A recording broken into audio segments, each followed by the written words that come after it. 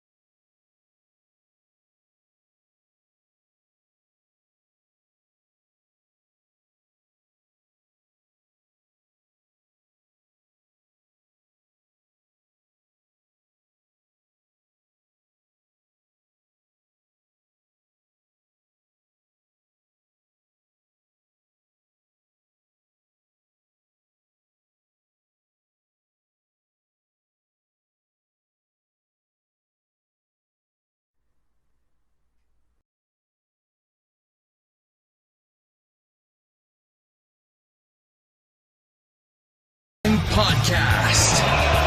Cross the line in 3, 2, 1. Hello, everyone, and welcome to the Talking Nonsense About Impact Wrestling podcast. My name is Geoff, and alongside me for 2 weeks in a row, it's the new crew. It's the Anarchia and Chavo Guerrero to my homicide. It's Max, everybody. I'll give Craig one of them. You can rock, paper, scissors. I finally succeed. I think Chavo's slightly better. Oh, I was gonna. Not his Impact run, maybe.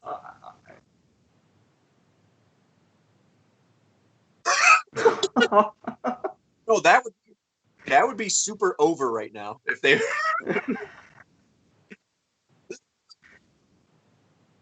Yeah, he would join.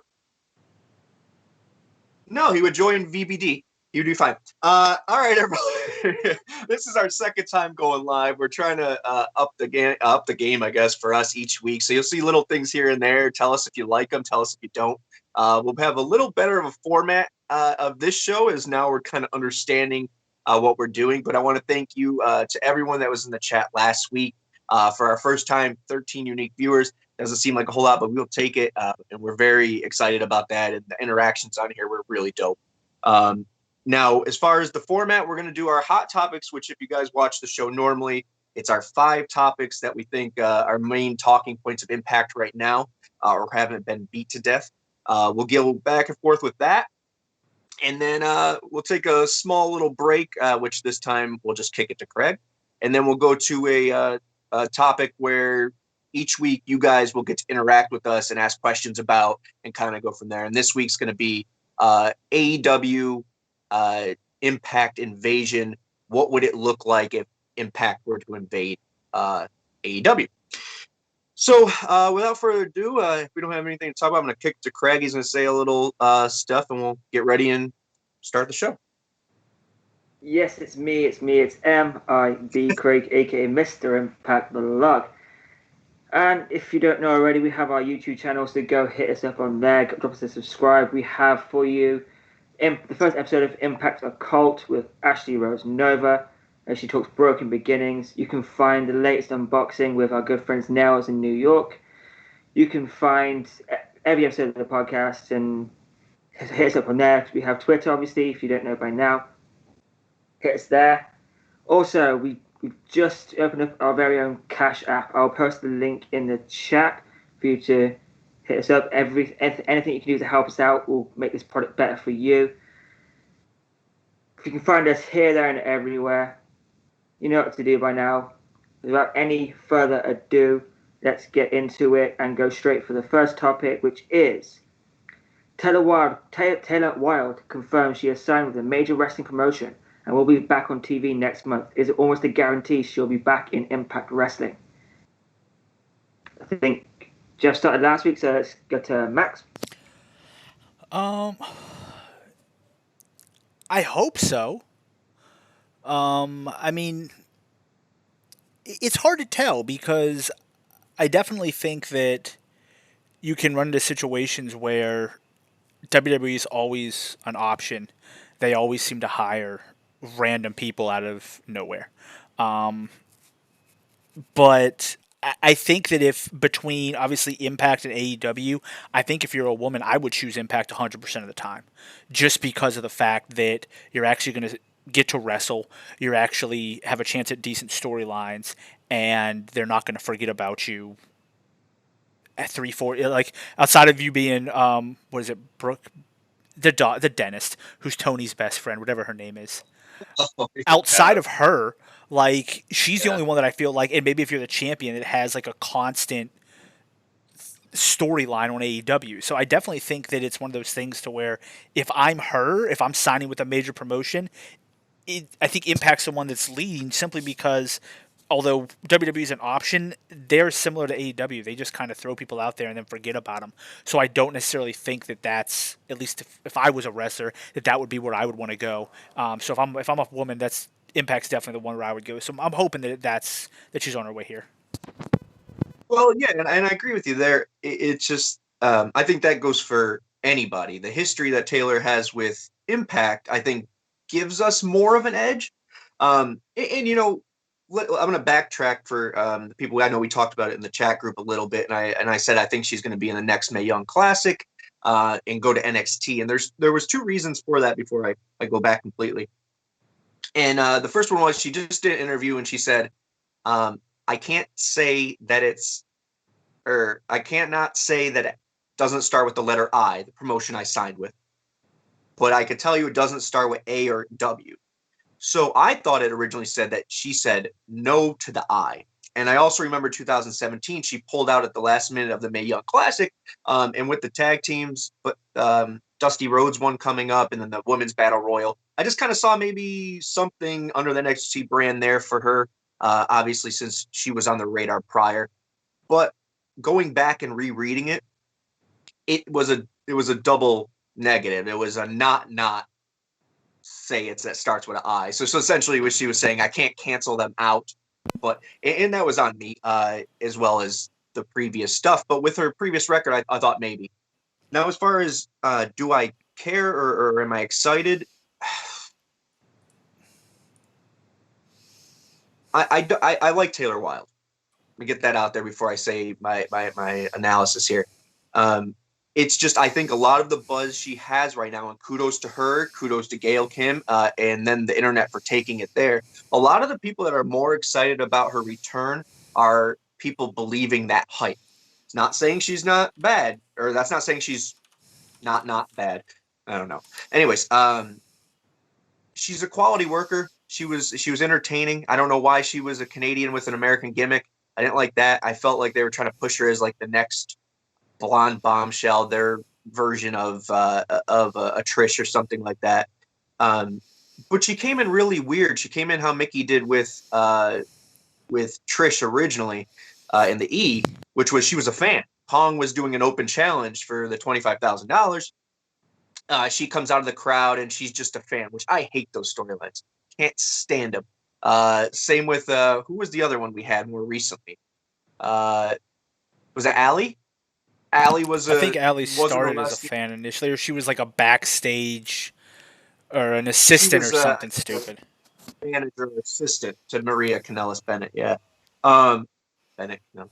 But yeah, anyways, so she was only here for 2 years. So this nostalgic thing of, yeah, she's the first tag team women's knockouts champion. So the lure's there. I'm not saying there's no history or no groundbreaking thing, but being a day oneer to me, it's not that she's a blip on the radar. She's not Cheeks or T.O. the Midget, or excuse my language, I don't know if that's bad, but that was his name. She's not a little blip on the radar. She held titles. She had a consistent program. But let's face it, she was here for 2 years, 2008 to 2010. So am I excited? Yeah, I'm excited to see what they do with her, but I just think there's so many other talents that could come back or that we have that aren't being utilized that this isn't something huge for me as it is for everybody online, it seems. That's completely understandable. So let's head to question. Yeah, do you have an opinion? Yeah, I mean, do you feel anything, Craig? I think she's coming back. That's all I've really got on that. I think she's coming back. Okay. Because they team up with Lish. Yeah. So okay. H. Fullerton pointed out that he thinks she may be going to the WWE because of the Rumble happening. I think that's a big possibility. They always... The problem is she's not a big enough star to make like a huge debut at the Rumble. Like, she's not AJ. So are WWE people going to know who she is if she comes running out? Because a lot of their reveals are either NXT people or what's it called? People from their past. So I mean, I think it's possible she comes out for the Rumble. Obviously, if they're going to push her, you bring her out and you talk about how great she is. But I mean, that's a possibility. I'm gonna take her. I backtrack on that. Actually, I think about it because that sentiment's right. She's not introduced to the WWE universe, and she's not big enough to say, "Oh my God, that's Taylor Wilde from Impact TNA." At the end of the day, I think it's us. I know she was going to be basically, it was a tryout period at that lockdown. She was going to come back and there was going to be a trial there. So I think all signs point to us, but you got to keep it at her word. So she said no W, no A. So that would take out WWE and AEW. Now MLW, sure, maybe. But she said they have a kick-ass women's division. So it either has to be us or NXT. And just because of like I said prior, that she was signed to do the Mae Young Classic, I would lean NXT out of anyone else but us. But I think at the end of the day, she shows up at maybe already has at the tapings. We don't know, right? Yeah, I mean it's possible. Real quickly, I know this wasn't a. But I like the Lish thing very much, Greg. I like that a lot. Real quickly, I didn't think about it. It works. This isn't a question, but since the Royal Rumble was brought up, and there are two things I enjoy talking about on this podcast, one of which is AJ Styles, and the other is my love for the Johnsons. That didn't come out right. Either way, do you think AJ wins the Royal Rumble? Do you think AJ wins the Royal Rumble? I have no clue what you could tell me. I don't know. I don't watch WWE, but he's former Impact champion and soon to be Hall of Famer. Do you think he wins the Royal Rumble? I'm just asking you. Bro, you could tell me Zach Gowen is going to win it. I don't know who's there, bro. AJ is in. Do you think he wins? No. Okay, see? Thank you, Craig, for answering the question. G? Max, I'm not against WWE, but I couldn't tell you who's on the roster, dude. If it's him versus Brock versus The Rock versus Cena, then maybe he's beat Cena before. Maybe no. See? Anyways. See? Villain Killer's over here saying AJ or Joe for Rumble winner. See, he understands. He's back in the former Impact people. It's not. You didn't say, "Do I want him to win?" You said, "Do I think he will?" I mean, it's the Rumble. No one knows who's gonna win outside of John Cena coming back or Vince McMahon walking down the ring. All right. Everyone does know. No. I'm gonna finish this. Everyone does know who's in the Rumble for the most part. And second, why? Whatever. That's like saying, "Hey, Craig. Next on Impact is this person versus this person. Who do you think is gonna win?" He doesn't. We don't know who the person is. What do you? Move on. Number 2. Okay. Tommy Dreamer challenging for the World Championship. Thoughts? Oh, good. We could save some time on this topic. Hell no, not gonna happen. If it does, I'll throw it back to Hakeem's question last week. That will be my rage quit of Impact. I'll never watch it. I mean. Tommy Dreamer. That would be the worst thing ever. Like, I mean, there's just no positive way to spin it. He's like, Tommy Dreamer's like 160 years old. First off. 142. 142. Okay. Let me actually look how old he is. He's 49. He's half as So he's 49 years old. But to me, he turned 50 next year. He turns 50 on the pay-per-view. Okay. That's why he's getting a title. Okay, whatever. I don't care. I don't pay attention to how old he is. But outside of him coming in with new gear that he acts like is the greatest thing ever, like there's no reason for him to win it. He's not a big enough star. This isn't something like a former like original coming back and you're like super excited and you're like, oh my god, I'm super excited if he wins it. Like if it was something like that, like if Sting came back, I'd be excited for Sting, assuming he didn't. But give him his credit. Give him his credit though. He is an original EV 2.0 member, and that's really really big and important. Yeah, I know, and I understand. Like H. Fulton said, he's been with them for 11 years, but to me, he's not one of those people that, like, I think of as like major stars of Impact, like of Impact's past. If Kurt Angle was coming back and being like, oh, I'd be like, is Kurt Angle? I'd be like, oh, that's cool. Even though Kurt can't go as well, I just think it'd be cool if he wins it. Yeah, if it was Jeff Jarrett coming back. Maybe not as excited for that, but still the same nostalgia.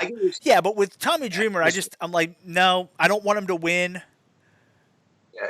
Well, I say it every time. I believe Tommy's role is very important.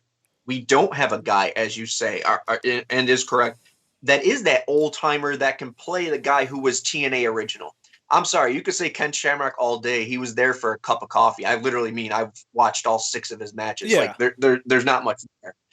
Which, no offense to him, I like him on the show, but he still isn't that guy that goes out there and is beat up and battle torn and tested and he's going to win the title and climb and the fans are going to erupt. Tommy's not that guy in that sense. Is he the Terry Funk that goes out there and puts over the young guys? Yeah. Yes. Is he the who beats the young guy to frustrate them so they, turn heel or just, yes, he's that guy. But he's not the guy to win the title. He's not my champion. He never was as well. And I think that's the key. Yeah. And that's nothing against him. He never won the belt, but it just doesn't work. It doesn't work there. And the fact that we're talking about it this way. Yeah, like he's not the Tommy from ECW who always lost to Raven and you were finally like, man, I want this guy to win. Like, if it was that Tommy, yeah, sure, I would be happy with him winning it. But he's so far past that character. Like, that was the beginning of his career. Oh, he's old man now. And that's the story, but not the old man we want to see climb. Kurt Angle's that guy. Yeah, exactly. We'll see that. Yeah. So before we move on, a few comments. Lucha doesn't even think Tommy will make it to the match. It's possible. And he also says... Wait. Kayfabe or like legitimately? Lucha, what we saying? You know what I think would be badass is Matt. Are you mapping on top of our me? Yeah, I wanted to see how long ECW was around. I wanted to see if Tommy Dreamer has officially been out of ECW longer than he was a part of ECW. Are you serious? I mean, wasn't he there at the very start? Yeah, 93, bro. That's 7 years. Why am I saying bro this much? Know. They're gonna rub you. I don't know. Yeah, it was only 9 years. Good God, why do I feel like ECW? Sorry, like the whole attitude, that whole like time frame seemed like it lasted a lot longer than it really did. You're a kid. I felt like that's what I'm saying. I felt like ECW lasted for like 20 years. Just like the Monday Night Wars. Like, I'm like, oh man, I remember watching that when I was in elementary school, and then when I was in high school, and that was like a 2-year period when I was in middle school that the Monday Night Wars were peak, and then they dropped. Speaking of high school, if anyone could tell me what this jacket is from that doesn't work on the show, you get to ask the first question in the second. Shit, I don't even. I know. I think I know what it is, but I don't know. Right. Quickly, Lucha did say it did say kayfabe. Tommy doesn't make it. Oh, kayfabe. Okay. Yeah, I agree with that. I think there might be a reason that he gets taken out before the match or whatever. But I think it would be dope if he hobbled his way to the ring, did a somersault, and did the Willy Wonka, and just him and Rich had a banger of a match. Okay. You know what I want? So, do you remember? What was it? Okay, fine. We'll skip it. We'll go back to. I can't remember what I was saying. Okay. Number 3. Should cousin Jake join Violent by Design, or would he be better suited to find himself as a singles? Oh, this is me. I mean,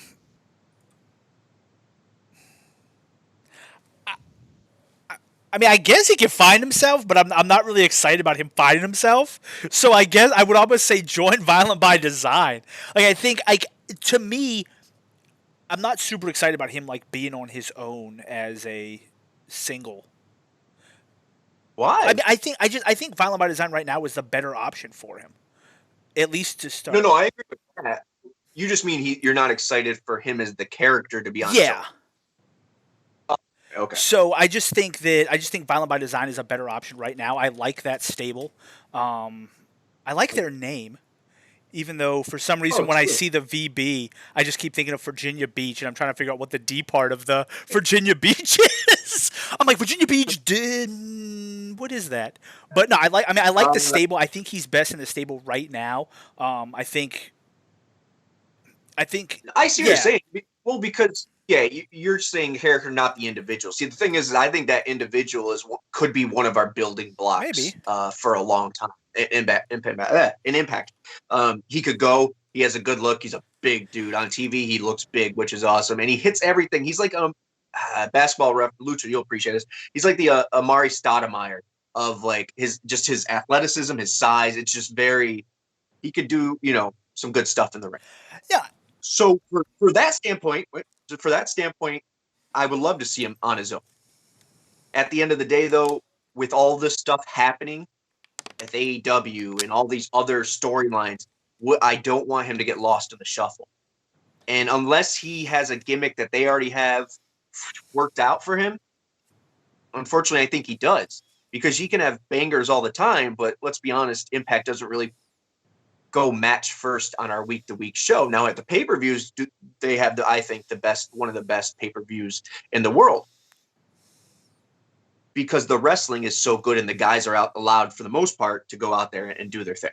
But on TV, what's he going to show in 4.5 minutes that really sets him up for being something big? So in regards to that, now that we're on the same frequency there, I understand what you're saying. As a character, it's going to be hard to find himself in this terrain. So maybe best for now, so he doesn't get lost, is to go, and the Deaners now are Cody and Jake or whatever they want to do with it, but heelish and violent.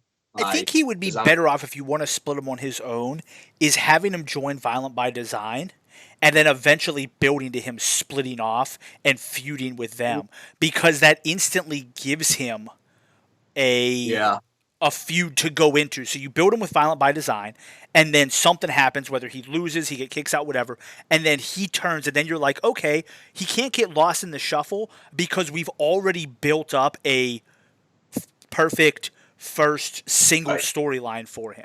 So that's my issue. Like, I mean, him by himself is just not something right now that I'm excited about. But no, I really like that, and I think that's something Impact has not had in a very long time. And when they haven't utilized it best to their ability. But now I think we have the staff to do it, which is these factions that add and subtract people, and those storylines that come off of them. We're so used to a faction starting, and then we just add a bunch of people, and then it dissipates. It's trash. Or something happens backstage, so they just drop the group completely.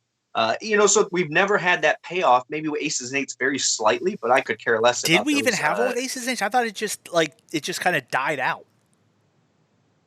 No, they had a match. I was just referring to, there wasn't really anyone that they kicked out of the group. That's saying, They tried to recruit AJ and he turned him down. That was probably the highlight of it. But they did Tito, so that's yeah. But at that point, Tito was a bum.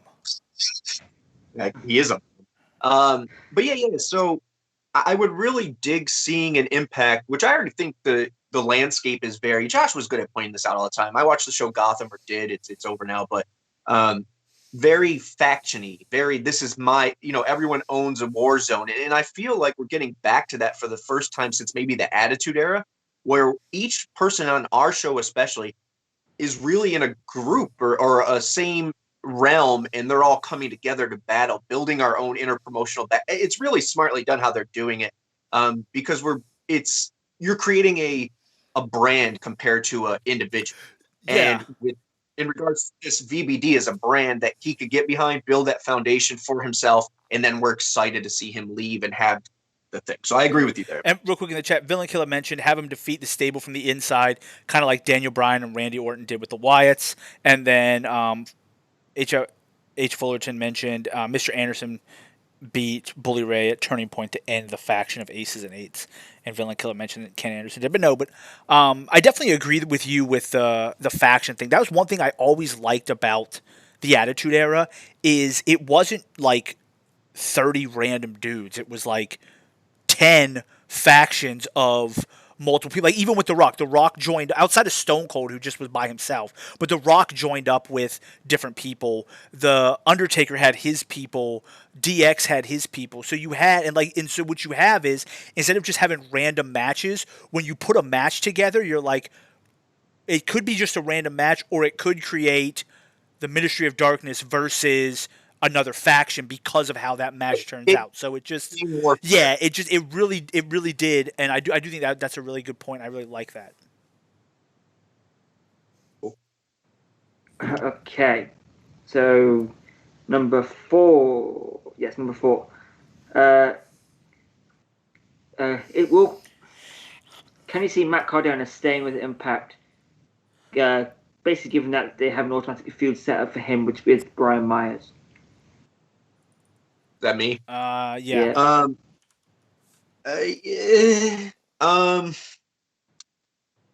Yeah, I'm going to go about this two ways. One, I'm going to be transparent and say I'm not the biggest fan. I never got it. I honestly thought if we're talking who's the better Jersey Shore bro, it was Robbie E.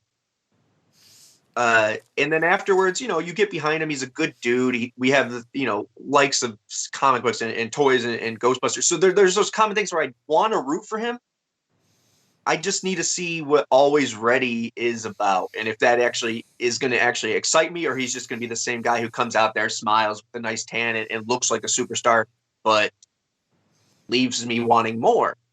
And I think he has the talent. And I want to pause because this management seems to bring in people, even when I say, oh, they have nothing in, like, come on, man. Who thought Heath was going to be a must-see character on Impact?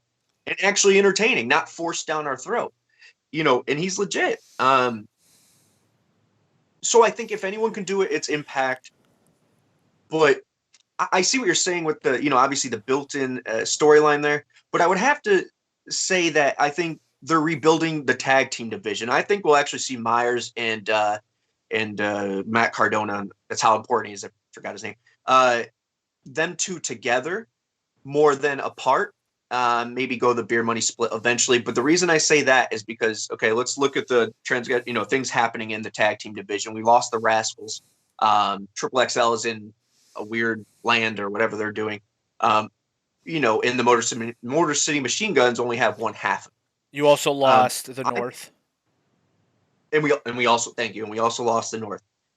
So what I think we're going to see more is I think we're going to see Cardona and him together, the major players or whatever they're going to call each other. You're going to see AMW come back. You're going to see not beer money, excuse me. You're going to see Motor City get, back to where it is. You're already going to have the Good Brothers. I think that's more where we're headed. In addition, and the point is, the key to this is the Wolves coming back. If Ethan really is gone, I believe it. Every time they post something in between on the Twitch feed, it's of the same 6 people. And James Storm is one, Chris Harris, Bully Ray, is it Daniels? I'm missing a couple more people. Bully Ray, Amazing Red, who's obviously on his way. And then I'm missing one. I'll remember it later. But they keep playing the same people. I don't think it's coincidence. We already saw, James Storm come back. Motor City was before that. So we keep seeing these ones. So I think the writing's on the wall for the Wolves to come back as well. And you could see Eddie bit Myers on this previous week and was going for his eye or was going crazy and was bloodthirsty. Well, what is bloodthirsty but a wolf? So I see the Wolves coming back. You have the major players. You have all the teams already mentioned. I think this is more about building the tag division and I'm okay with that. No, and I agree. So, one, is he in Impact for the long term? I hope this doesn't come off the wrong way, but where the hell else is he going to go? He clearly ain't going to WWE. They don't want him. And unfortunately, AEW already signed all their old WWE mid-carders. They're not doing that anymore. Like when... Well, he had 5 dates there. He did his 5 dates. Yeah, but I'm saying there was a point where they were like signing everybody from WWE who left. AEW was. And they were putting them on their show as on their main roster, permanently sign them. That's not the case anymore. So I don't think he's going to jump into AEW. Now, I do agree with you that if he's in Impact in the tag team division, that I would really like. I think I like when people are in tag teams and it's not just kind of a, hey, we ain't got anything else for you to do. Go in this tag team and go get them. I hate that. I hate when you just, now every once in a while it does work out, but I prefer when it's hey, we are a tag team. This is what we're going to do. So I think that him being in as a tag team, I would be excited about that. But if it's him, if they're planning on making him a singles wrestler, outside of him being enhancement talent, like the Brooklyn Brawler, where he just goes out there and makes guys look good, they need more Brooklyn Brawlers in wrestling nowadays. That's the problem with wrestling, is the Brooklyn Brawler has died. Possibly really, but I'm talking about the concept of jobbers, permanent jobbers on a show. But no, I mean, if he's going to do that, cool, I would be okay with it. But if they're going to try and push him in any way, shape, or form as a singles wrestler, I don't want that. And although I will say that Zack Ryder had a better entrance music, I do agree that Robbie E was the better bro. Yeah, plus Cookie. I actually enjoyed her. But no, I agree with you there completely. So I hope he sticks around to answer the actual question. I hope he sticks around for the short term of being a tag team wrestler, but long term as singles is not for me. No. So real quickly before we jump, because this is just something that on Impact, H. Fullerton said, not sure if you guys saw this, but I saw some unaired footage from this week's episode of Impact, which shows Ken Shamrock snapping and punched out Sami Callihan. Did you see that, G? Yeah, I saw that. Okay, so the footage is on Twitter. I'll have to go find it afterwards. People are kind of thinking that Shamrock is gonna. He also tweeted to Tony Khan, thanks, it was nice meeting you and stuff. He might be paid as maybe like a hitman for Tony Khan. Doesn't Tony have a full 52-man football roster he can use? Okay. So doesn't Tony have a full 52-man football roster he can use as hitman instead of Ken Shamrock? Well, I think we're setting you're planting the seeds for a bigger feud, a bigger thing. I would think if Tony's going to get a hitman, I'd use one of my NFL guys.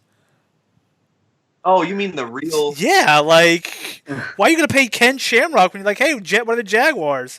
Come on over. Because we're the Jaguars. Come on over. True. That's okay. Yeah, it's the Jaguars. Yeah, before we move on, that Cardano one had a lot of comments from Lucha saying, I'm not with it. Hakeem thinks he can see Cardano staying around because it helps with the social media presence he has. And Cody, Misery at 101, saying he's always been a fan of Zack Ryder. Now that handcuffs are off, he's going to show the world. It's possible. Once again, if any management could bring the best out of someone, it's Impact. We've seen that with Heath. We've seen that with Johnny Swinger, who, even though I liked him back in the day in ECW and WCW, he wasn't, but revived his career is an understatement. So I believe that they can do it. I'm just not a big fan of the dude. Yeah. I also think it's weird. Weird that his ex is there. I don't know how that's going to play. Hey, that happens. And I ruined the joke because I was going to say we do have an enhancement talent max, and it's called Tennille Dashwood. But I blew that one. So I don't know. I don't know the circumstances there. I don't know if Laurel or whatever her name is Ashley is cool with that. I don't know, man. If they're adults and they're professionals and they realize, hey, it's a paycheck during COVID, I'm sure we'll be fine on that regard. But as far as sticking around, I think he's in that group, in that brain trust, I guess, as we said, with the Good Brothers and that kind of that. I don't want to say carnies, but that group of guys who I think are in, like Brian Myers and the minds behind what's going on. I guess I'm going to say, I don't know how to word it because they're not. I think we can all say that they're not like Impact guys. They're, I don't know. Does that make sense? Yes. Yeah.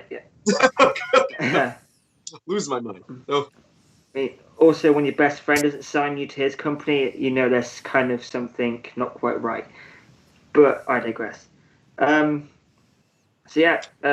5. Trey Miguel returned last week on Impact Wrestling. Is he a building block towards the future?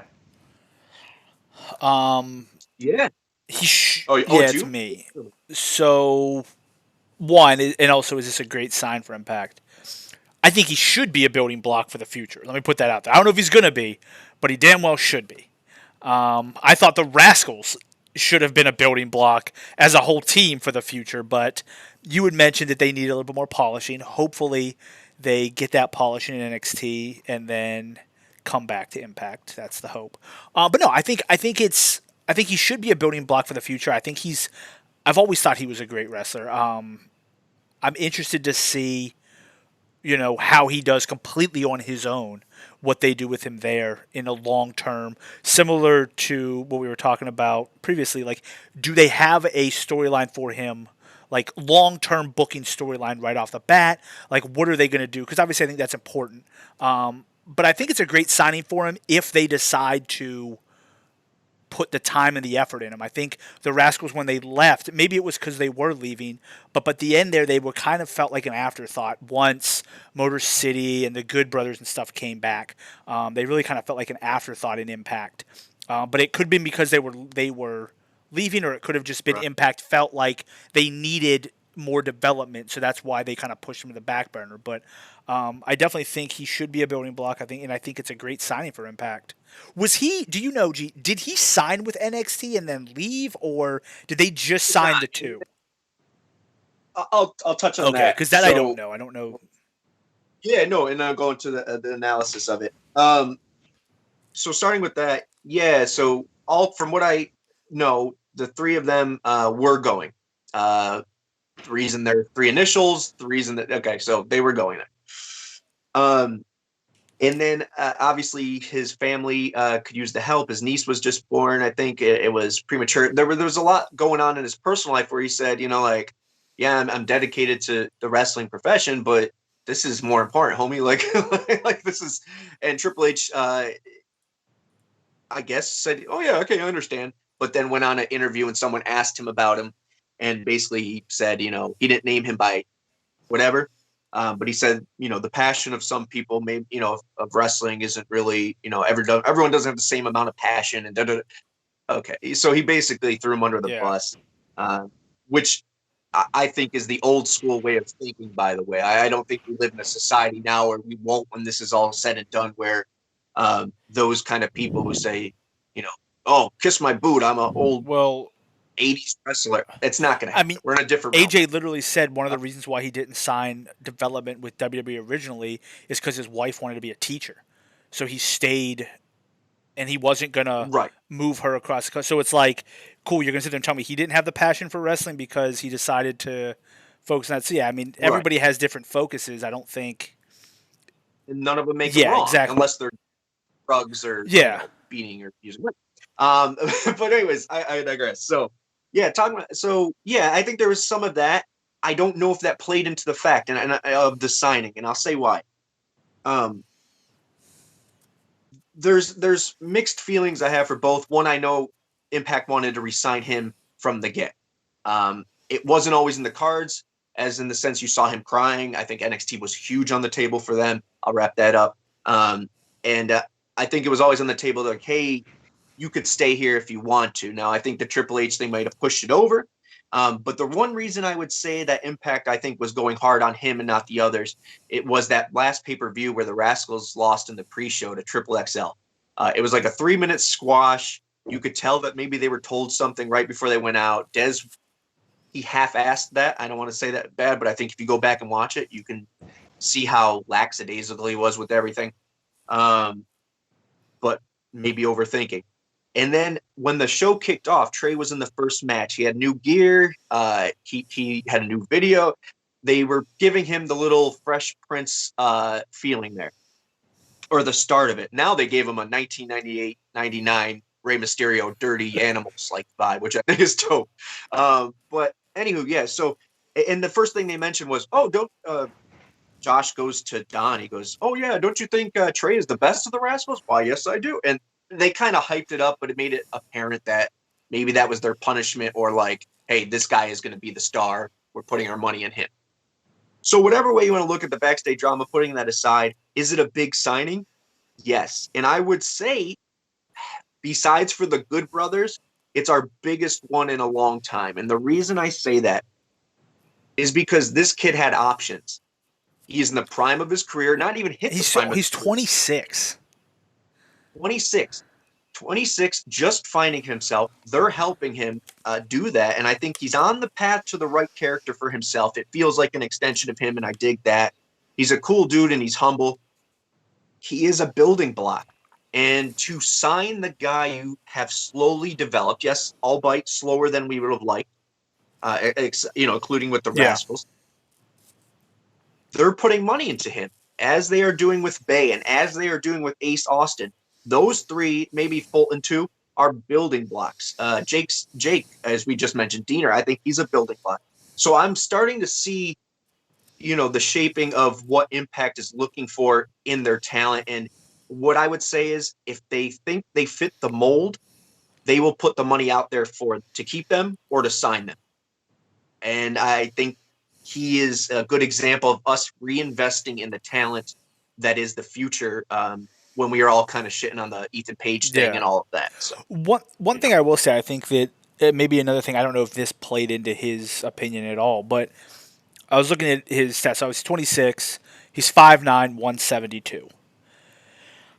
If you go to the WWE and you're 5'9", in order for you not to be some guy wrestling on, I don't even think they have the cruiserweight, like whatever that show was, but in order for you not to just become some random cruiserweight that they forget about, you have to have been something amazing, like Rey Mysterio, AJ Styles, okay, like Daniel Bryan. Like I don't even think Daniel Bryan. I don't know if he's 5'9", but and obviously with Trey not having that name coming in right now, I think there's got to be a thought for him. Am I just going to get lost in the shuffle and just be another one of these guys that they don't do anything with? Whereas Impact, as you said, Impact will invest in him, and Impact will make him a star because they believe in him. Whereas I'm separating the two, though. I believe that NXT would have done the same for him. Possibly. So I don't believe that. I don't think that's on the table. I mean, look at the package. Although it's a ripoff of ours and pretty whack from what I hear, it's the same thing. So they're giving them vignettes, and they're giving them entrances and gear and giving them. So I think they won the first round. So I think they would have invested in him as well as I think they are with the rest. Yeah, I mean, possibly. I wonder if, like, deep down the line, like, is it just going to be one of these, they get a bump right off the bat and then they just kind of fade into nothingness kind of things? Whereas with Impact, I think he knows if I sign back with Impact, they're going to put time in me. They see a future with me and not just a 2-month right now with me. The possibility of the WWE. And then the biggest fear in the WWE is you get pulled up to the main roster and then you end up mopping floors for the remainder of your contract. I think that's very possible that could have happened, but I'm not going to put a cap on something he could or may not. He might have broke the mold. Yeah, maybe. But for someone who is known as, or joked, and he hates the reference, but I have to say it for this purpose, as what do they used to say he was too much like Ricochet, right? He was the ripoff of Ricochet. Well, how successful is the ripoff of Ricochet, who's, for lack of a better term, sucking balls? Like, how you know what I mean? How far is he going to go? Yeah. So I see your standpoint on that. But when you're 26 and you need the cash, I don't really think that really plays a part in it, because I think either way, no matter who offered it, NXT, us, it's not going to be what you would pay a Good Brothers or Moose or someone of that, or Sam McCallahan. So I think just for him it was about getting money in the bank, being maybe as close to home as possible, or being able to go back and forth. And also, who's going to take care of me? And who didn't just shit on me on public? Yeah, that's true. Radio. And it's funny because he's going to shit on him saying, oh, he doesn't have the heart on it. But does Triple H forget that his best friend, Shawn Michaels, has retired from wrestling like 3 different times because he lost his smile and then he found like... What? And he lost his smile, and Vicodin didn't bring it back. So that's what I'm saying. Like, you're going to sit there and criticize him for basically saying, hey, I want this for my family, and you have a friend who's retired 3-4 times because, I mean, come on. We could get into hypocrisy in wrestling and talk that over and over. But at the end of the day, it's a big signing for us. I really hope that maybe my conspiracy theory of Ethan and Taya being part of a Team Canada kind of surprise is still there. Part of I Team have that Canada little over in inkling. AEW. It's possible, but I don't know. We'll see. Maybe. But I think out of all the people we lost, I think this is a big key. I agree. So And Villain Killer said he doesn't know about Trey as a world champion. I think it depends on who else you put the belt on. Like if you, let's say you give Chris Bay the world championship, I think Trey versus Chris Bay would end up being, obviously as they develop more, would end up being a great match to have. So I wouldn't want to see Trey versus Moose. Although I think it would be a good match. It was a good match. I think it would be a good match. I think that it depends on who he's going against. A lot of times, I understand talking about size here, and he has bulked up a little bit. I'll give him credit on that.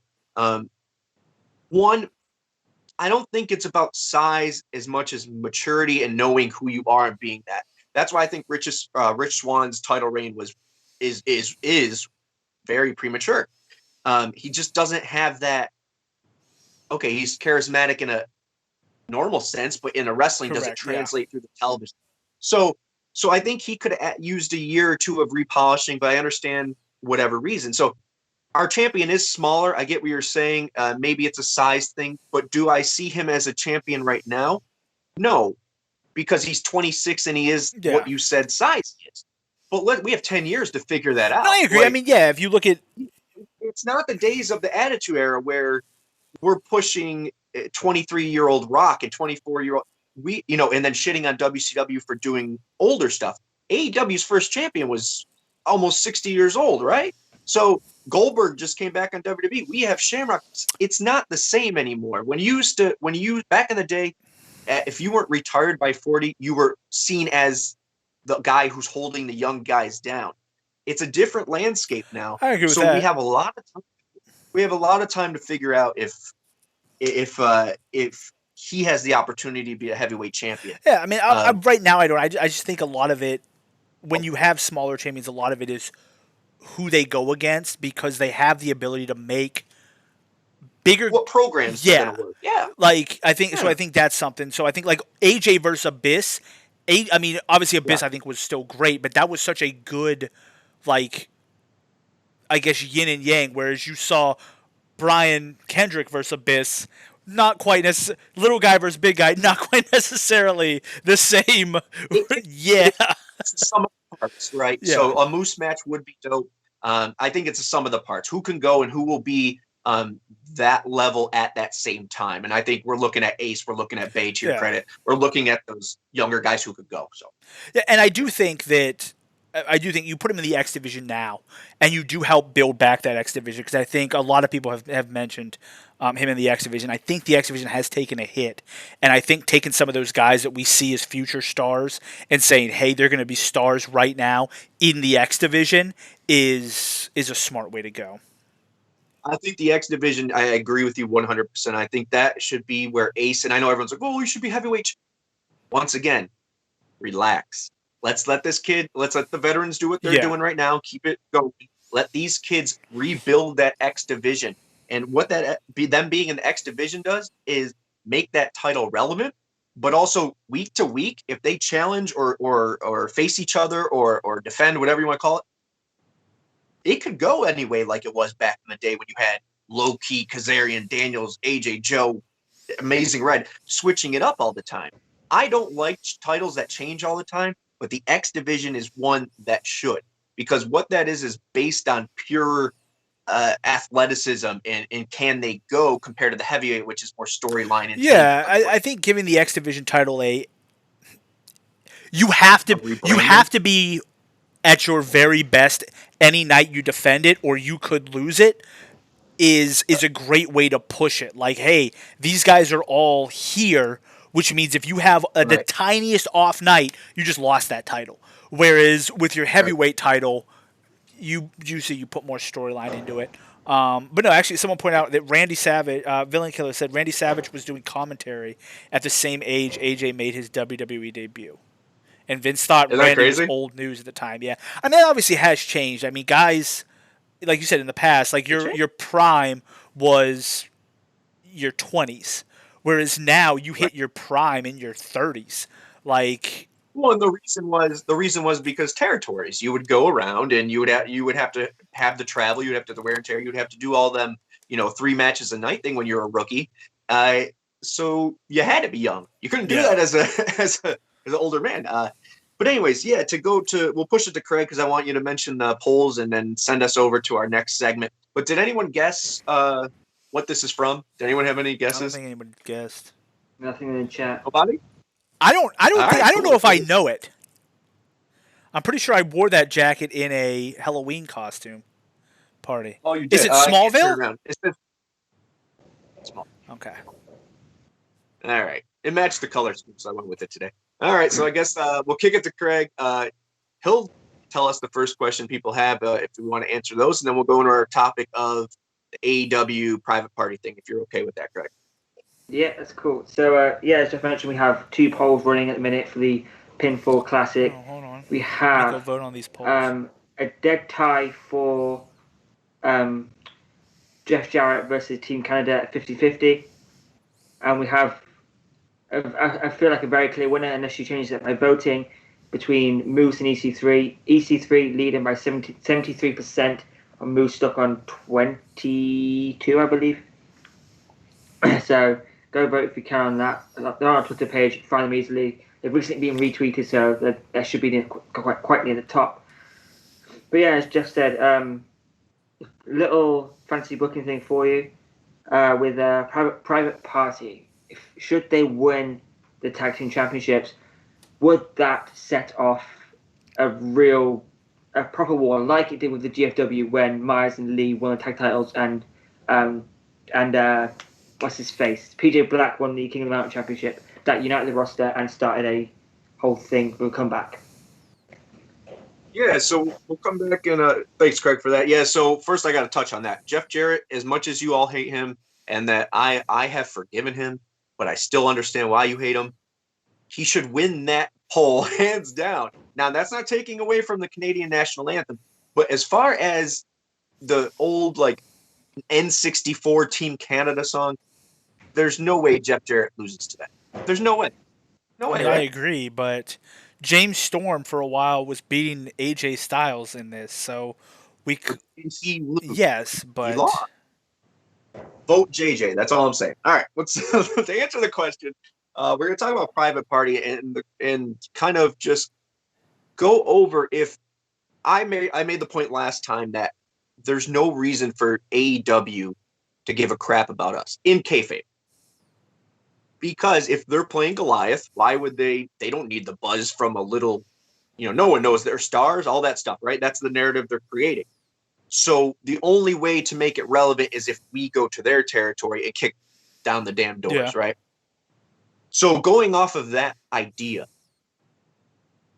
who do you want to see do that first? Who do you think should lead that charge? I want to say that, who's our starting 5 if this was basketball? And who's our flag bearers there? And then also, if we do this WWE, ECW, WCW invasion, which was trash, but there was one cool part where there was a big match, right? And some of the invasion was on one side, and then WWE guys, and then all the ECW guys turned and looked, and it was a really cool moment. And I think we can have that because half of our roster from 2003 to 2007 is there. Jerry Lynn back and forth. My dates are probably wrong. But anyways, so let's talk about that. Wherever you want to start, Max, I'll let you lead it. So who should be the starting 5? Yeah, let's start with that. Well, the problem is I would have picked the North, but they're gone. So I'll go Motor City Machine Guns, assuming they're both healthy. Let's take the Good Brothers out. Yeah, of course. Well, I'm not going to put the Good Brothers in because they're technically part of AEW because they're teamed up with Kenny Omega. So, doesn't that make Kenny Impact as well? I mean, Kenny Omega is the AEW champion right now. And they're the Impact World Tag Team. Yeah, I mean, we'll see. Either way, I'm taking them out of it. I'm taking Motor City Machine Guns, both of them. I'll take Eddie, Moose, and Sammy would probably be my 5. Like I want to add in somebody like Chris Bay, but I don't know if he has the Impact name yet. So that's what I'm trying. I was thinking of like 5 guys that are Impact. I'm going to tell you this. If you tell me Alex Shelley is healthy. Well, yeah, I'm assuming he's healthy. That's my 5. If you tell me he's not, that spot goes to James Storm. And I agree. That is Impact for me. We want to hear your opinions, though, as we talk about the next thing. Light up the chat there. Craig, make sure you read them out. Who do you think should be the starting 5? You don't have to tell me center, power forward, all that. But on the other hand, Misery Eater agrees with me. Villain Killer, Eddie Edwards, Moose, Deanna, TJP, Josh Alexander. Okay. Well, let Craig handle it. Let's talk about the next step. Okay. So, as far as who's there now in AEW, can you pull up the page, or do you know a little bit? AEW that I think should win the title. I mean, no. One, I know we're 15 different subjects. Yeah. One, the private party thing we'll get to in a second. As far as should that, I've got the AEW roster pulled up. Okay, who there worked for Impact prior? Young Bucks. Okay, wait, hold on 1 second, sir. And if you say Rebel, I will extremely. So the Young Bucks, Brian Cage, Christopher Daniels, Cody, wasn't he? Cody was there, but I don't know if he officially worked. We're not counting him. Okay. No, 5 days. Frankie Kazarian.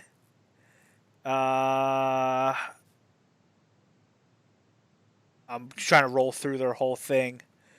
You've got Santana. Well, yes, yeah. I just haven't got them. They're obviously there. Santana and Ortiz are obviously there. Matt Hardy, Matt Sydal, Allie. Yeah, Pentagon. Well, I'm rolling through Pentagon. Phoenix, Sting. God damn, Sting looks old in that picture, man. They could have at least used a picture from like mid-2000s. Like, come on, man. He needs to go farther back with that. He needs to go back to like 1989 Sting. Just use that picture and just pretend. The Blade, whoever the hell, Allie's husband. I don't actually know his real name. Here, the thing with me, okay, we'll get to it. So, is that all? Or we got more? That's all that I can remember. Women's roster, Allie's there. Kong. I don't actually know if Kong actually is in AEW because she hasn't wrestled in 2021. Let's see. I would say Leva Bates, but I don't think she was in Impact. I think she did some stuff. Yeah, she did. I'm looking for the main ones. Yeah. Jerry Lynn will say because even though he's an agent.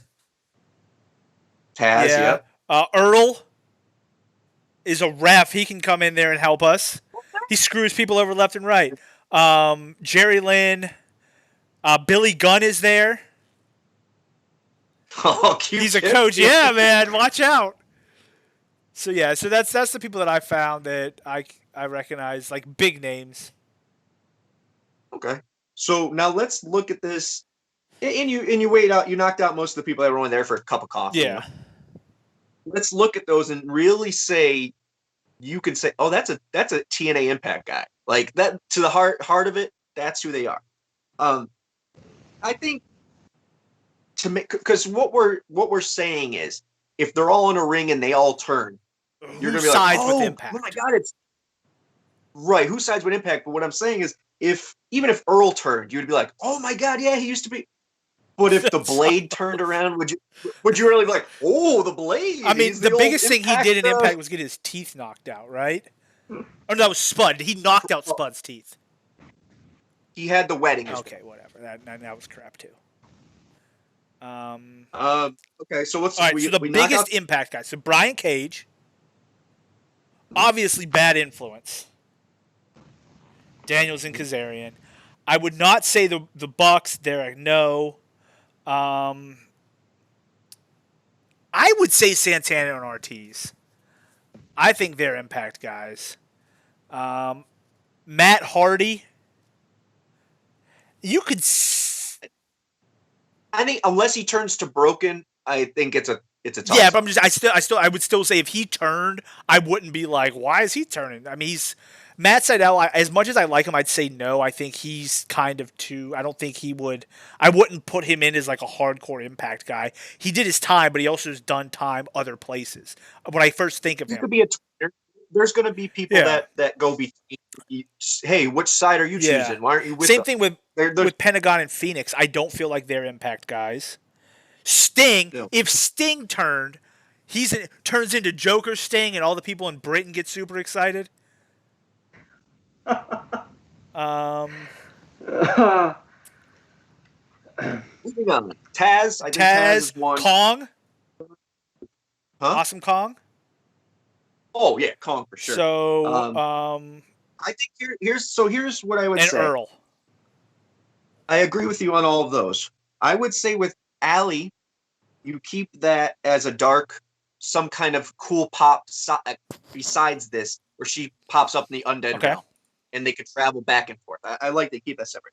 I think you actually keep Santana Ortiz, Diamante, who's there. What's his name's there? Kingston, and Pentagon and Phoenix, and you create LAX, and that's its own thing. So then that leaves like the Seidels. I would even put Cage, even though he's world champion. I'd put those in the tweeners because, you could sign them. Who's going to sign them? Who they're going to stick with? Where's their allegiance? Whatever. But Sting is the big turn there. Taz and Daniels, Kong. Like that is, if we had to choose a 5 from there, I would go Bad Influence, Sting, Kong.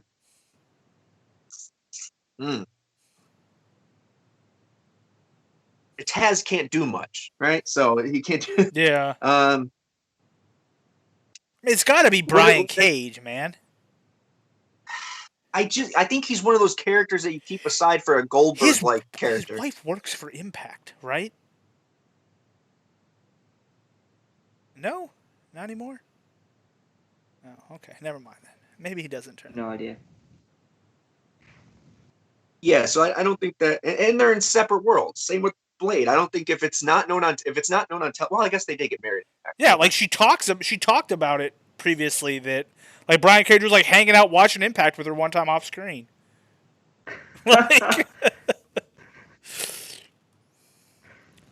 Okay, so just quickly, Lucha is to Max. You talk about there's no jobbers, but you didn't mention EC3's personal jobbers, Peter Avalon, aka Norv Furnham.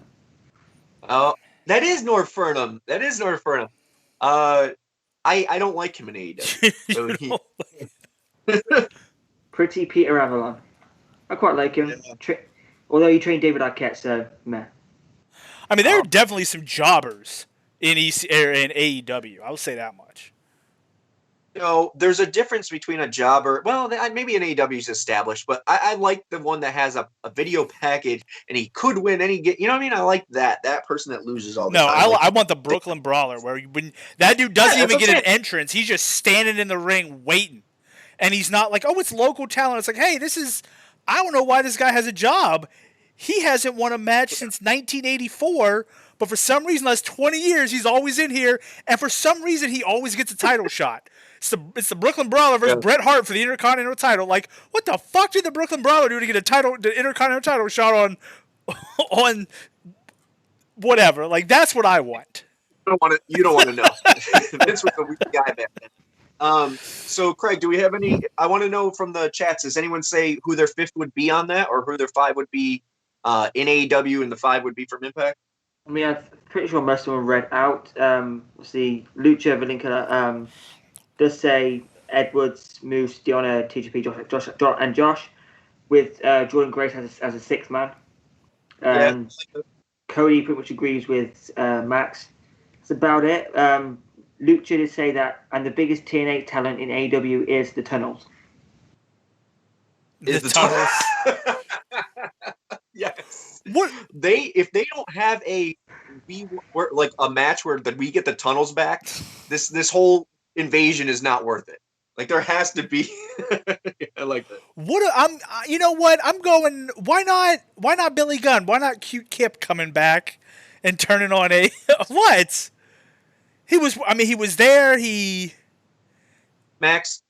Okay, so if someone said the fifth man is Cute Kip, and would you or if someone said the fifth man is the Tunnels, I would pop. Yeah, for that. I mean, so our fifth. I mean, I would probably say Matt Hardy, right? I mean, that's if he turns to broken Matt Hardy, that's cool yeah, pop that's probably the best option.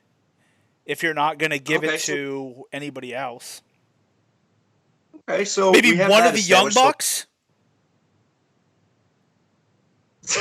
Maybe I guess they're torn. Yeah, I don't know. I think the average age of the people we're stealing back from them is like 50. Well, yeah, because that's very prosperous. But with that being said, so we talked about the private party. That was the original question.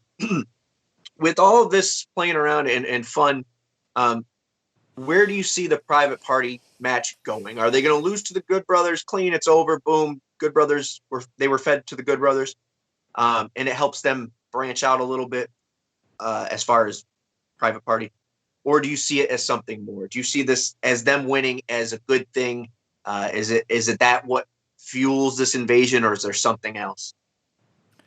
It's a horrible thing if they win.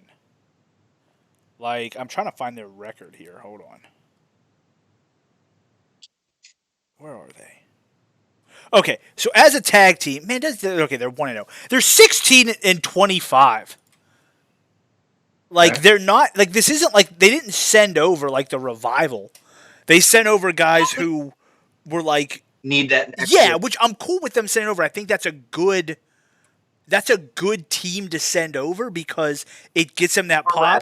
But they shouldn't beat the Good Brothers. Like, that's the thing. It should be a good match. It should be a competitive match. They should show, hey, we can go. Maybe they say, hey, you know what? Impact, man, you guys got some talent. We respect you, but they shouldn't beat the Good Brothers. Like Good Brothers should win clean. So I will say from the get-go, I agree with you 100%. I know I'm the person who keeps saying we don't need a win for this feud to keep going or for us to feel better. If we treat the Good Brothers not like part of Impact, and they get the win, they can say to the Impact roster, well, we handled our business. Now it's time for you guys to step up. You know what I mean? So that narrative doesn't change, but we're still not giving the titles to Private Party. Now, I will say about Private Party, and I won't mention their clothes or Sangriento, but had to get that in there. I will mention that it's not how you start, it's how you finish. So their record could be of them now on an upward trend. We don't know. But if the Good Brothers lose the title, just to be the catalyst for the beginning, which I don't think it will because Tony Khan's also there, and now we have the Shamrock thing. If the tag team titles, those beautiful tag team titles, are that spark to light this fire, I will rage quit. And the reason is this. Private Party is not the Young Bucks. So I agree with you there. I agree Private Party isn't on that level yet, so why would we do that, right? But the reason is it's very reminiscent to what Craig mentioned. It reminds me too much of GFW, which was us putting over GFW, and they're great, and they're a brand, and I'm not saying we're at GFW, because we sure as hell aren't. The lawsuit proves that. But we're looked down as less, right? And that's the view and the narrative Correct. We're trying to put out there for this feud. So if we were to say that, and then on top of that, their scrub team beats ours, like Brian Myers and Trevor Lee, a team that never teamed before, be our champions, it would be a disgrace. it would be a disgrace. And I just hated that GFW angle so very much. With all that cast of losers. So sorry, that's offense. Yeah, no, I think we could both attest Craig, I want to get your thoughts on this as well as the chat. So, are they for Private Party winning? There's nothing here as where they feel like Private Party are going to win. I know a lot of people. Some are convinced, some aren't on Twitter and social medias. But I don't want to see it. I've got a bad feeling they're going to do it. Yeah, I can't see it. And if I do see it, I'm going to be very upset. Now, even if it's cost by an AEW person or two coming in and costing us the match, I still don't want to see it. I just you don't need it. I agree. It's just not necessary. All right. So do we have any questions? There was one question I saw. It was a while back. I can't remember who said it. It was, what tag team do you want to see come to Impact? Here it is. H. Fullerton. What tag team/teams would you like to see sign with Impact and why? And we're taking okay. So I'm going to take off the table the people who I think the Wolves, AMW, all those things. Remove the people you think are coming. If you could have any tag team or tag team sign with Impact, who would it be and why? Not available, just anyone. I would say anyone. I know this is going to sound, out of anyone in the world, this sounds weird, but I would say the Briscoes. And it's just, look, I know they're ROH guys till they die, but come on, man. Eventually, you got to be like Tommy, and the ship, it hasn't sunk, but they're still the flag bearers. Like, move on. Let's move on to something. And I would love to see them get a little bit more spotlight, to put on some great matches with different people instead of waiting for the roster to turn over all the time. So I would just like to see them here. They're basically the band members on the Titanic. They're out here just playing as the ship's just going down. If I'm picking a tag team, anybody, the New Day. Okay. Well, because here's why. I want to see them without the constraints of WWE. I want to see what they can do on the mic. Like, I want to see them go out there and cut their promo. Because I feel like when they first were the New Day, I feel like Vince let them do it because he didn't quite understand what they were. He was like, is this like the Nation of Domination? Like, what are these groups of people? He had no clue. There's a reason. The reason their initials are ND for New Day is because originally he wanted to be preachers. Yeah. So I felt like he just kind of let them go do their thing. And then it kind of got to the point where he started controlling them. So I would love to see, I do agree, Villain Killer with Gorillas of Destiny. I would love to see them. Okay. They would be phenomenal. But they're never leaving New Japan. Like, unless Impact buys New Japan or New Japan does some type of team up with Impact. But I'm saying I don't think they'll ever permanently leave in New Japan. Oh, okay. No, I don't think so. But at the same time, he did mention that he had to watch his daughter's second birthday or dance recital or something. I don't know. Via Zoom or something, and he was. They always say that. I will say they are interesting because they do, like, when Bayley and Sasha would be cool too. If you're talking about women, the Iconics, I would love to see them come. Do you know which one's the star, Max? I mean, well, you say it's Billie Kay, but it's not. It's Peyton Royce. Peyton Royce is the star of the Iconics, no doubt. Billie Kay is she's the Velvet Sky of that group. Bullshit. But I wouldn't mind seeing them come. I'm trying to think. Oh, but back to what I was saying with Billy, with Gorillas of Destiny, Tom Matonga, he mentions, like, with a lot of this, like, AEW, like Kenny Omega, Good Brothers things, he's mentioned on that a lot on, like, Instagram and stuff. Like, he'll mention, like, when they were all in the thing, like, he's basically put, it's not like NWO for life, it's who's with us right now. So he's done a lot of things where he's building up to, or not NWO, Bullet Club for life. Same fucking thing, man. The same damn faction. They just whatever. Bullet Club, but he's mentioned a bunch of stuff. So I think that would be interesting. Women. Oh, that's good. As far as I like them, I'm cool with that. Sasha Bailey, I didn't really think about that, but That would be dope. cool. One question before you push forward: what would you want Xavier's name to be? An Impact. It's Consequences Creed. There's no other name.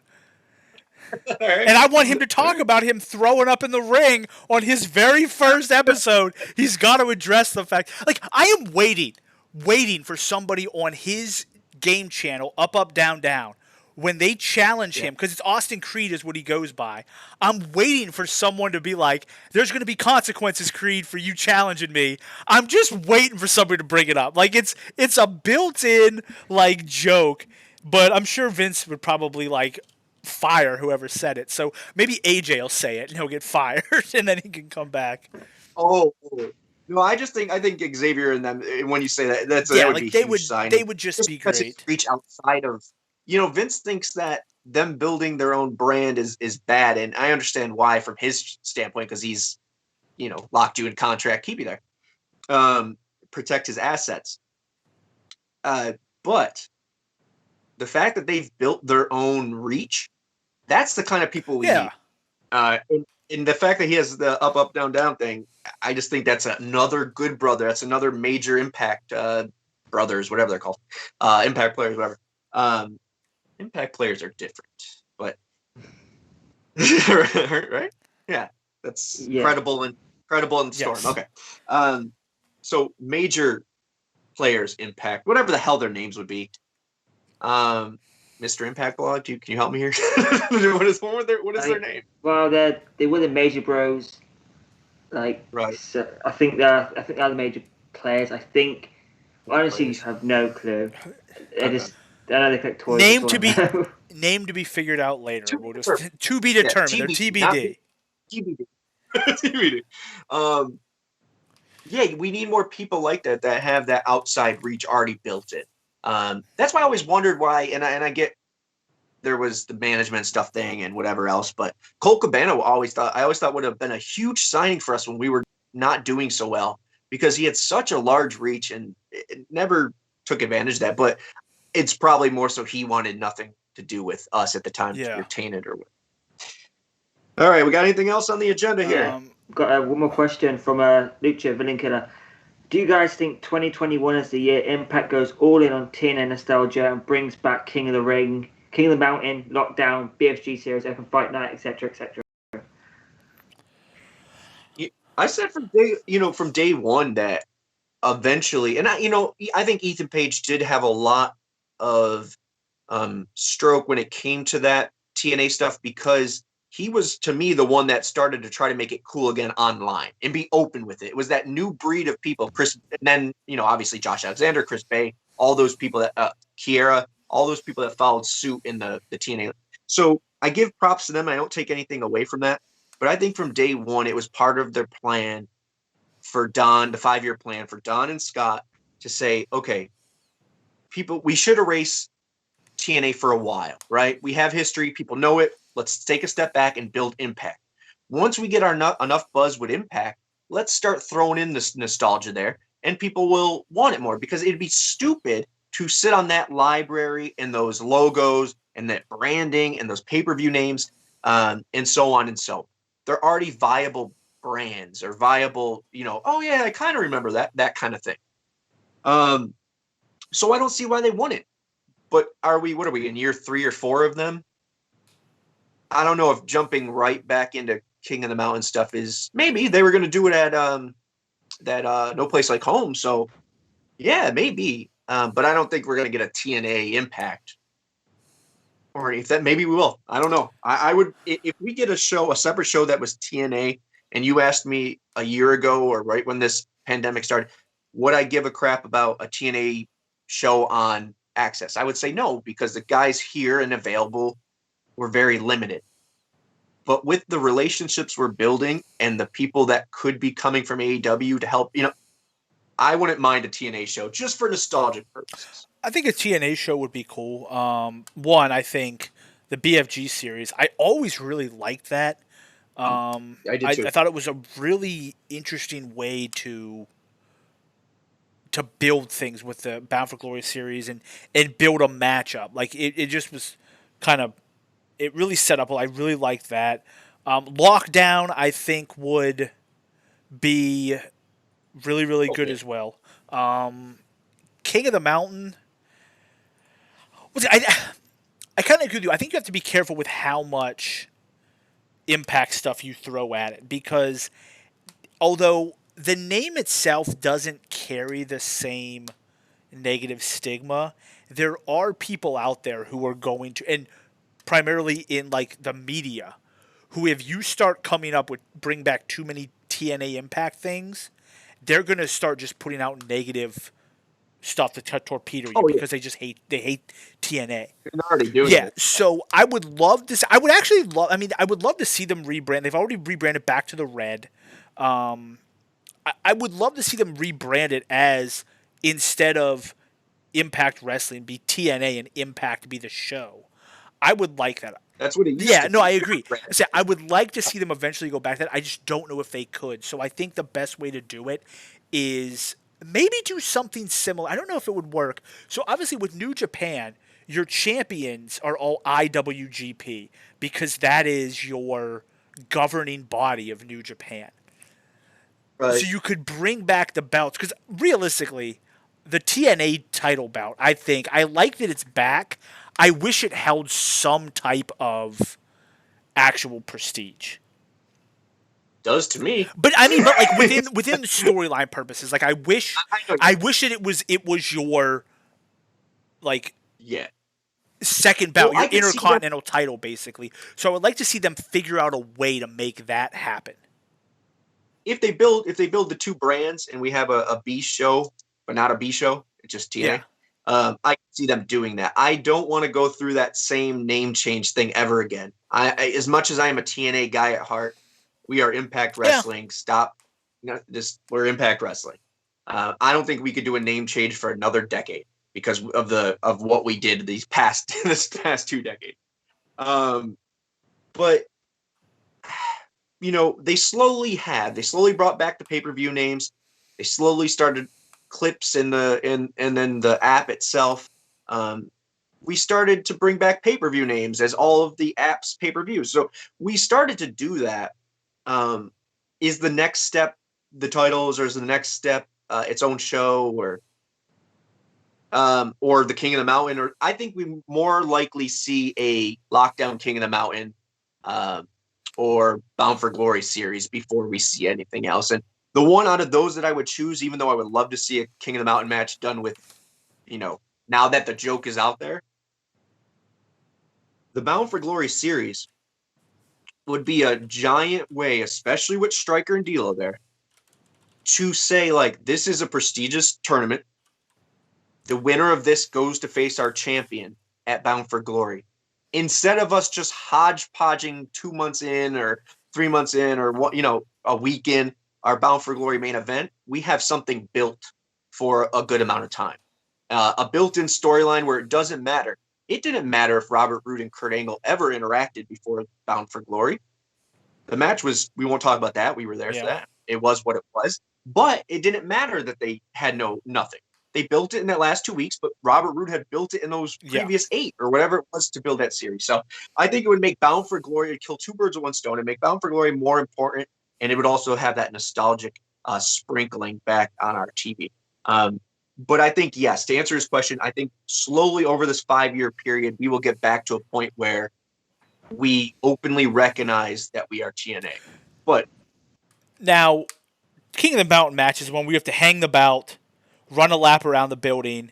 If you get pinned, you have to spend 5 minutes in the penalty box and name 6 previous world champions before you can come back in the ring, right? Are you trolling right now? Because that's the generic troll thing that everyone says. The King of the Mountain is actually very, for those of you who actually don't know, but I'm sure you do, unlike Max here, it is, you are in the match. You're not eligible to put the belt on the hook because it is a reverse ladder match. Once you pin somebody, They go to the cage for 5 minutes, or 2 minutes, believe it is 2 minutes, and you are now eligible to hang the title. Once you're eligible for the rest of the match. That's it. Okay. There was one other question that was asked. All right, we got. Let's make it quick. 5 minutes. Yeah, Villain Killer. Do you think Impact would/should try No Place Like Home again with no fans or limited fans during Mania weekend? Ooh. I'm gonna hold. No. There's not gonna be hope that there's gonna be allowed to do that. I think Nashville, the restrictions are a little easier. So if that's true, and we're in a better place in the United States right now, should they do it? Yeah, it would be really badass if they did it. Because now that those borders are, what are they called? The borders are down, or however they're wording it. It's open terrain or whatever. I don't know. The AEW guys could come over and be part of that, and that would. All I know is I have a friend who lives in Louisiana, and COVID doesn't exist in the South. So as long as you hold this show in the South, or at least that's what they believe. So as long as you hold that bad boy in the South, you'll be good to go. But to be serious, unfortunately, I would love for them to hold another No Place Like Home, but you have to have fans. Yeah, I'm sorry, I didn't mean that. Yeah, I forgot to if the restrictions are easy enough to have fans. So if you can fill it with enough people that you can get good pops from stuff, awesome, go for it. But if it's going to be something where you either can't get fans in or it's super, super limited, I would rather just hold off until things are more normal, because I think the energy that it's going to bring is going to, you can't keep doing these without fans. They're going to wear thin. But I think if you just say, hey, we're going to hold off this year, we'll do one in 2022 when everything's back to normal, I think that would be the better option than holding it with no fans at all. It needs to have fans. The way they could get around it, as they do in New York, is if you pay the audience. So if I give you $1 and you sign, you're my employee for the night, just like Saturday Night Live, you could be in the crowd. So I just don't want the jokes of, oh, you pay your audience to happen. But if there's no way to do it safely with an audience, then no, we hold off. But great question, because one day it will come back, and I'm really excited. So we have 3 minutes left. Before I kick it to everyone to say their goodbyes, which usually is just goodbye. And I'm the idiot who talks for an hour. I do want to make a mention at the end of the show. I will do two things. Actually, at the beginning of the show, I should have did the trivia question, the late night snooty boochies there. The question was, which current WWF or WWE superstar didn't go to TNA because he was fearful his name would be turned into Lloyd Boner? That was Daniel Bryan. Daniel Bryan's autobiography. So to answer your question, there's that. Sorry, I didn't do it at the beginning of the show. But to end the show, I will be doing something from our vault that I think should get more attention. If you haven't seen, or you have seen round 1 of the Pinfall Classic Part 1, go on and look at Pinfall Classic Part 2. It's really fun. 30-something minutes of more of us talking, including our friend Johnny, who is a photographer for wrestling for a long time. And we say what the matchups are. We play a little of the song. We talk about them. It's a nice nostalgic throwback. So go watch that. Share it, like it, watch it. All right, I'm going to throw it to you guys. You got anything to say? Well, I will actually give a shout out for our friend Johnny, who. All right. It's McClarty Photo, McClartyPhoto. He gave one of the greatest action shots at one of our local shows. I'm going to go ahead and put it up on the screen so people can see it. So definitely go check out his stuff. Really good photographer. If for some reason I don't know if you can hire him now with the way the world is, but at some point you should. X-rated stuff on there. Yeah, so this is the shot that he got at one of our local shows. They should be able to see it. Yeah, they pull it up. So it's one of the craziest shots. It's basically someone getting hit with green mist in the midst of the elbow. So great photographer. So definitely give him. There's his IG and his Facebook. So definitely, if you're looking for a photographer, definitely check him out if he's in the Virginia area. Awesome. He might travel. You never know. Once Craig, you can travel, I'm sure he will. That's true. Craig, wrap it up for us, brother. Yeah. So that was our second live episode. Not to do by now, follow us on Twitter at TNAIW channel. There's links to our stuff in the chat if you want to go back and check it out. Follow us on Twitter, subscribe to us on YouTube, follow us here so you don't miss the nonsense live. And we'll see you all next week, same time. Make sure to stick around. Later, guys.